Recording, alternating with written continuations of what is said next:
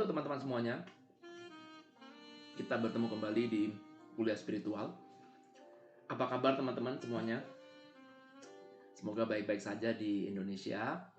Sudah lama kita tidak membuat kuliah spiritual, tidak bertemu dalam kuliah spiritual, dan kali ini kita bertemu kembali di kuliah spiritual. Dan di video kali ini saya akan membawakan sebuah topik yang sangat subtle. Ya, jadi tulisannya adalah subtle seperti ini, subtle. Ya. Dan belajar spiritual itu kita tuh belajar tentang satu hal yang subtle. Apa itu satu hal yang subtle? Subtle itu adalah satu hal yang sangat-sangat simple. Ya, jadi satu hal yang sangat-sangat simple, yang sangat-sangat sederhana. Saking sederhananya sampai kita itu nggak pernah menyadari ini. Itu disebut istilahnya subtle. Bahasa Inggrisnya subtle. Terjemahan bahasa Indonesianya itu mungkin saking recehnya sampai kita itu melewati hal ini. Simple sekali, subtle sekali. Dan kadang-kadang saking subtlenya sampai sulit untuk kita bicarakan ini. Ya. Nah, ini subtle ini adalah dasar dari pembelajaran spiritual. Karena itu tidak semua pelajaran spiritual itu bisa diterjemahkan secara harafiah. Tidak bisa diterjemahkan secara menggunakan bahasa kita yang sangat terbatas ini. Jadi perlu perenungan untuk bisa memahami subtlenya ini. Oke? Dan di video kali ini saya akan men-sharingkan sebuah cerita yang nantinya butuh perenungan untuk mendapatkan apa sih yang dimaksud oleh cerita ini. Ya, dan nanti di akhir dari video saya ingin teman-teman men-sharingkan apa yang kira-kira didapatkan dari cerita ini. Oke? Nah, mari kita simak ceritanya. Jadi, saya pernah membahas cerita ini ya tentang kaki seribu. Kaki seribu itu caterpillar atau centipede ya. Ya, kaki seribu deh. Ya, kita ngomong bahasa Indonesia aja, kaki seribu. Tahu dong kaki seribu kan? Jadi kaki seribu ini semacam apa ya? Semacam ulet ya. Yang katanya kakinya seribu. Ya, kakinya seribu itu bukan berarti kakinya beneran seribu, enggak. Ya, tapi saking banyaknya. Jadi karena binatangnya kecil, kakinya banyak, maka dibilang kaki seribu. Oke, karena saya nggak mempersiapkan gambar, ini kelas spontan aja, maka coba kita lihat. Mungkin bahasa Inggrisnya adalah caterpillar, mungkin bukan caterpillar, centipede.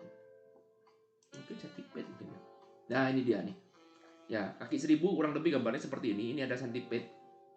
Nah, kalau caterpillar beda ya. Nih, jadi kalau kaki seribu nih, kalau kita melihat kakinya banyak banget nih, ulet ya, menjijikan sekali. Kelihatannya seperti banyak banget kakinya. Ya. Nah, lalu kemudian kita bercerita sekarang tentang centipede, cerita tentang kaki seribu bertemu dengan kelinci. Oke. Ceritanya simple. Sudah pernah saya tulis cerita ini di Practical Ho'oponopono. Saya lupa di mana linknya, teman-teman cari sendiri aja ya. Jadi ceritanya adalah di zaman dahulu ya. Ada kaki seribu, ada seekor kaki seribu yang sedang berjalan di hutan ya. Jadi sedang berjalan di hutan. Lalu kemudian tiba-tiba datanglah kelinci. Ya, kelinci heran sekali melihat kaki seribu. Wow, ini menarik nih. Kaki seribu ini menarik. Nah, lalu kemudian kelinci berjalan di sebelahnya kaki seribu. Lalu kemudian kelinci mengatakan kepada kaki seribu, "Halo bro, bolehkah saya bertanya sesuatu kepada kamu?" Nah, lalu kemudian kaki seribu dengan sopan ya dia bertanya balik kepada si kelinci. Dia bilang, "Oh, tentu saja boleh. Apa yang mau kamu tanyakan, wahai Kisana?" Weh, gitu kan ya ngomongnya. Lalu kemudian si kelinci bertanya kepada kaki seribu, "Gini, saya ini mau bertanya, bagaimana caranya kamu bisa berjalan dengan kaki segitu banyak? Gimana caranya kamu mengatur ibaratnya nih badan kamu begini, ya kan? Kaki kamu kan ada banyak tuh, ya. Kaki kamu ada banyak begini. Nah, ini kan kalau kita ngomong ada yang bagian kiri, ada yang bagian kanan, betul? Gimana cara kamu ngatur? Misalkan kanan satu, ya kiri satu, kanan dua, kiri dua, tiga, empat, ya sampai 5, 6, terus mungkin sampai yang ke 40 misalkan ya kita nggak tahu, atau mungkin sampai yang ke 1000. Gimana cara ngaturnya? Kaki mana dulu yang harus jalan? Kanan satu, kiri dua, apa kanan tiga? Setelah itu bagaimana ritmenya? Jadi pada dasarnya adalah saya tuh bingung. Bagaimana caranya kamu mengatur kakimu yang segitu banyak untuk berjalan? Gimana ngaturnya? Loh, lalu kemudian kaki 1000 ketawa aja, dia bilang, oh ya saya jalan mah cuma tinggal jalan aja. Kenapa saya harus mesti diatur-atur? Jalan mah cuma tinggal jalan. Nah kemudian si kelinci tetap bingung. Tapi saya nggak pernah lihat kamu kepleset loh. Kaki 1000 bilang, iya memang sih saya nggak pernah kepleset. Lalu kemudian kelinci bilang begini, coba pikir gini deh bro, kaki saya aja cuma 4, betul? Jadi kalau misalkan ini kelinci ya, kaki saya aja cuma 4. Jadi kiri, kanan. Saya cuma ngatur dua sisi aja, jadi dua depan, dua belakang. Jadi kanan satu, kiri dua, kanan dua.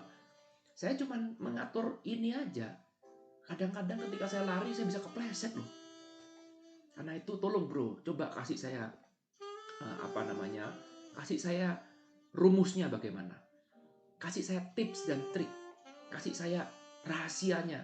Bagaimana caranya supaya kamu kok bisa ngatur kaki yang begitu banyak.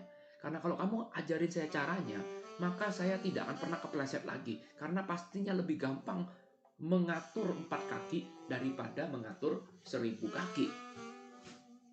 Kemudian kaki 1000-nya bingung dengan pertanyaan kelinci ini. Dia bilang, wah ini pertanyaan kamu aneh. Selama ini saya berteman dengan binatang-binatang lain, gak ada tuh yang pernah mempertanyakan gimana caranya saya jalan. Dan saya pun juga gak pernah mempertanyakan bagaimana caranya saya jalan. Bagi saya jalan ya cuma jalan aja. Lalu kemudian kelinci makin bingung lagi. Aduh, ayolah dong bro, ajarin dong saya gimana nih. Kamu pasti punya rahasia nih. Gimana caranya? Ajarin dong. Dulu mungkin mama kamu gimana nih? Pertama kali ketika kamu dilahirkan atau menetas ya. Ya dilahirkan lah ya. Ketika kamu pertama kali masih kecil gitu. Diajari jalan kan sama mama kamu. Gimana cara mama kamu ngajarin jalannya? Ngaturnya kan pasti jalan kaki. Mana dulu nih yang harus melangkah? Setelah itu mana? Kanan kiri atau kiri kanan atau kanan kanan 2 kali, kiri kiri 2 kali. Gimana? Nah, kemudian si kaki 1000 semakin bingung juga. Dia makin bingung. Kok aneh ya? Saya perasaan dulu gak pernah diajari apapun sama ibu saya. Saya begitu lahir, ya saya jalan aja. Namanya jalan kok pakai dipikir. Ngapain mikir? Namanya jalan ya tinggal jalan. Itu sudah sifat alami saya. Jalan ya tinggal jalan. Wah, kemudian si kelinci bilang, aduh bro, kamu jangan gitu deh. Ya kelinci bilang, kamu nih pasti menyembunyikan sesuatu ya. Kamu gak mau sharing kan sama saya kan. Ya kamu ketakut rahasia mau kebuka kan. Ntar saya bisa buka seminar, nanti kamu bisa gak laku lagi kamu. Ya kamu takut kan lihat saya bisa make money dari caramu. Kamu bukan teman sejati nih. Ya udah, akhirnya si kelinci pun pergi dan kecewa karena dia tidak mendapatkan apa yang dia mau. Yaitu rahasia bagaimana kaki 1000 ini bisa mengatur semua kakinya. Maka sekarang kaki 1000 sendirian sambil dia bingung. Ya sendiri-sendirian. Apaan sih ini kelinci nih? Ya masa ada orang ngasih pertanyaan yang aneh begitu? Yang namanya jalan ya pasti tinggal jalan. Ngapain kok saya jalan pakai rahasia-rahasia? Ya aneh tuh kelinci. Ya nggak enak juga sih. Kelinci kan teman baik saya. Nggak enak juga sih. Saya punya mengecewakan teman. Coba deh gini deh saya pikirkan. Lalu kemudian kaki 1000 berjalan. Dan kemudian di pinggir jalan, kaki 1000 mulai duduk di bawah pohon. Kaki 1000 kok duduk ya? Ya kaki 1000-nya mulai berhenti di bawah pohon. Dan kemudian dia merenungkan pertanyaan dari si kelinci ini. Bagaimana caranya saya mengatur kaki saya yang banyak begini? Lalu kemudian kaki 1000 mulai berpikir.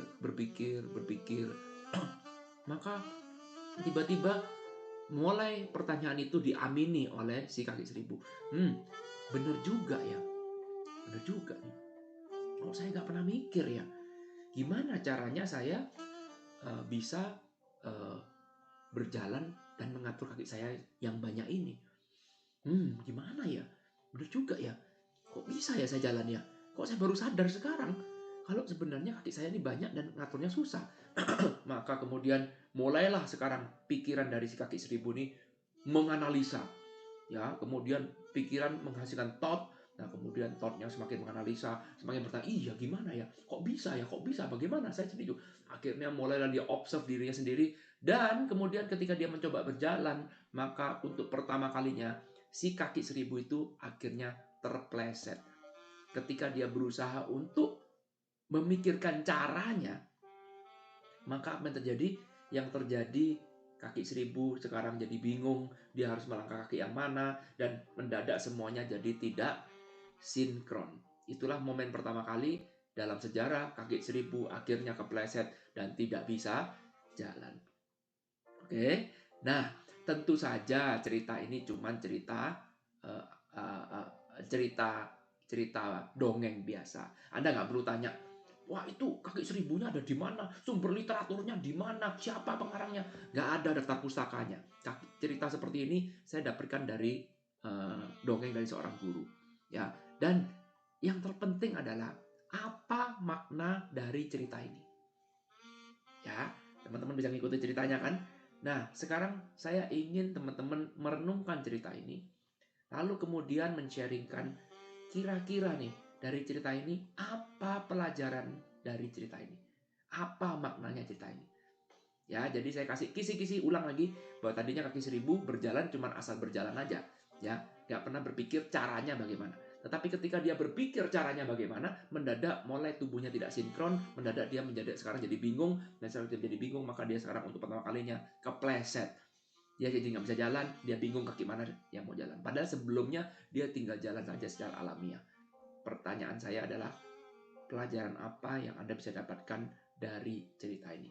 Sharingkan di bawah, karena sharing Anda itu yang berguna bagi grup kita ini, bagi pembelajaran kita ini. Sharingkan aja apapun pendapat Anda, karena tidak ada yang benar dan tidak ada yang salah. Namanya juga pendapat, namanya juga tafsir dari sebuah cerita. Teman-teman boleh menafsirkan apa saja, dan apapun sharing dari teman-teman akan saya hargai. Saya tunggu sharing-sharingnya. Thank you, I love you all. Bye.